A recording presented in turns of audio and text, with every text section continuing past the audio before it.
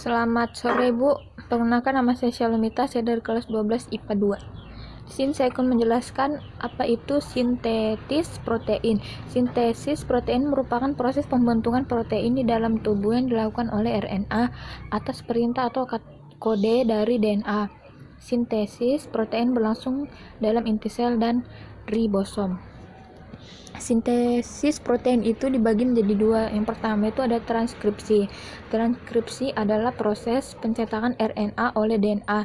RNA yang terbentuk dibedakan menjadi tiga, yaitu tRNA, mRNA, dan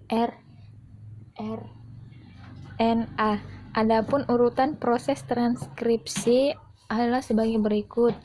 Ikatan heliks DNA akan dibuka oleh enzim RNA polimerase. Kemudian terbentuklah salinan informasi genetik dari DNA. Tempat untuk menempelnya RNA polimerase pada DNA disebut sebagai promoter. Proses ini disebut inisiasi. Dua rantai DNA yang terdiri dari rantai cetakan atau sense dan komplement atau antisense mulai terpisah. Promoter selanjutnya akan menempel di bagian rantai cetakan sense. Selanjutnya RNA mulai dibentuk oleh RNA polimerase dari titik awal promoter dan bergerak terus di sepanjang rantai cetakan DNA. Akibatnya heliks DNA terbuka secara berurutan sepanjang 10-20 basa nitrogen. Proses ini disebut sebagai elongasi. Basa nitrogen yang dibentuk pada RNA merupakan komplement basa nitrogen pada rantai DNA sense, yaitu sebagai berikut. Yang pertama ada basa T pada DNA untuk cetakan A pada RNA, basa C pada DNA untuk cetakan G pada RNA, basa A pada DNA untuk cetakan U pada RNA, basa G pada DNA untuk cetakan C pada RNA. Setelah RNA polimerase mentranskripsi DNA terminator, proses transkripsi akan berhenti. Proses ini disebut sebagai terminasi. Kemudian RNA akan lepas dari RNA polimerase. Hal itu mengakibatkan DNA heliks tertutup kembali. mRNA yang menghasilkan dari tahap transkripsi akan keluar menuju inti sel ke ribosom. Di sini ada tahapan proses translasi. Pertama itu ada inisiasi. Tahap pertama translasi adalah inisiasi. Pada tahap ini, kodon pertama mRNA yang bertemu dengan ribosom disebut kodon star. Kodon star ini adalah AUG. Terus setelah itu tahap setelah inisiasi adalah elongasi. Pada tahap ini, kodon yang di bawah mRNA akan diterjemahkan menjadi asam amino. Setelah itu masing-masing asam amino akan digabungkan oleh tRNA atau membawa asam amino untuk disusun menjadi protein. Gabungan dari asam amino tersebut akan membentuk rantai polipeptida. Yang ketiga itu ada proses translasi berakhir ketika salah satu kodon stop bertemu dengan ribosom. Kodon stop ada tiga, yaitu UAA, UAG, dan UGA pada gambar yang menjadi kodon stop pada AUU. Ini Bu gambarnya.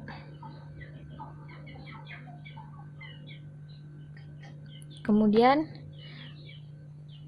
sintesis protein yang kedua itu ada translasi. Translasi adalah penerjemahan kode genetik RNA menjadi urutan asam amino. Pada tahap ini, polipeptida akan disintesis menggunakan kode genetik dari mRNA di dalam ribosom oleh tRNA dengan bantuan enzim sintetase atau sintetase tRNA aminoasil. Adapun urutan dalam proses translasi adalah sebagai berikut. Molekul mRNA berikatan dengan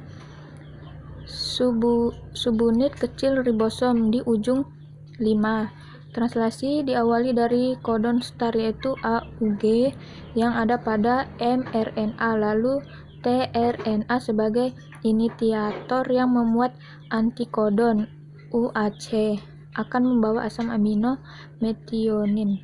Asam amino tersebut akan melekat pada kodon AUG.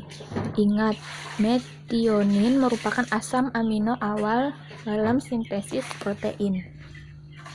Selanjutnya, asam amino lain akan ditambahkan oleh enzim tRNA aminoasil hingga dihasilkan rantai polipeptida lengkap. Translasi semacam itu akan terus berlangsung sampai muncul kodon stop yaitu UAA, UGA, atau UAG. Jika muncul salah satu kodon tersebut, proses translasi akan berhenti. Polipeptida yang terbentuk akan lepas dari ribosom. Ini adalah gambar ini juga tahapan proses translasi. Terus sini saya akan menjelaskan proses pembelahan.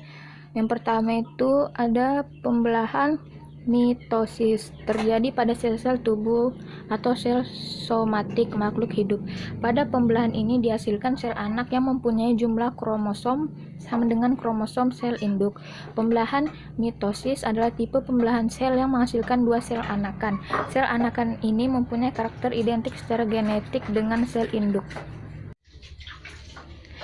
Ada 4 proses pembelahan mitosis. Yang pertama itu ada profase. Membran inti mulai rusak menjadi bagian-bagian kecil atau fragmen. Benang-benang kromatin memadat menjadi kromosom. Yang kedua ada metafase. Kromosom berjejer pada bidang pembelahan. Yang ketiga ada anafase. Kromatid saudara dari setiap pasangan memisah menuju kutub yang berlawanan. Pada akhir anafase, kedua kutub sel memiliki kromosom yang jumlahnya sama. Yang keempat ada telofase. Membran inti mulai kembali bergabung, kromosom mulai merenggang. Ini contoh gambarnya, Bu.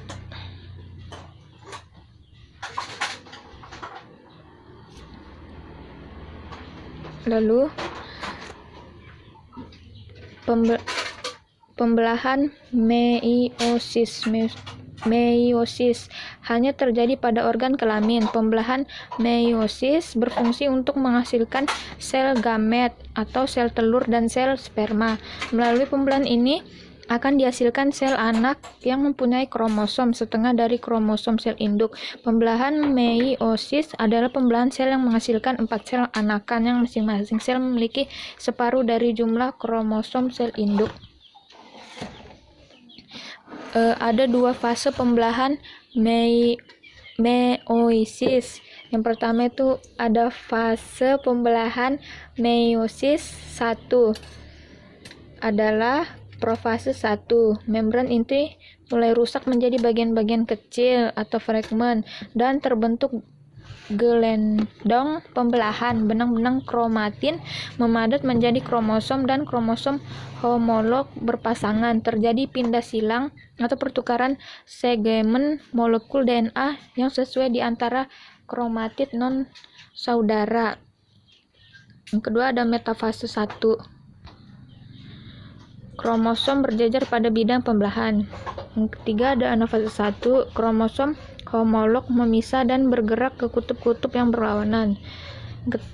Keempat ada telofase 1. Kromosom homolog memisah dan bergerak ke kutub-kutub yang berlawanan. Membran inti mulai terbentuk kembali. Sitokinesis menyebabkan terbentuknya 2 sel anakan yang bersifat haploid. Yang kedua ada fase pembelahan meiosis 2 adalah profase 2. Membran inti mulai rusak menjadi bagian-bagian kecil atau fragmen dan terbentuk gelendong pembelahan. Kromatid mulai bergerak ke bidang pembelahan. Yang kedua ada metafase 2. Kromosom berjejer pada bidang pembelahan. Ada anafase 2. Kromatid terpisah dan bergerak ke kutub-kutub yang berlawanan. Telofase 2. Nukleus terbentuk, kromosom terurai membentuk kromatin dan sitokinesis terjadi. Ini contoh proses tahapannya, Bu.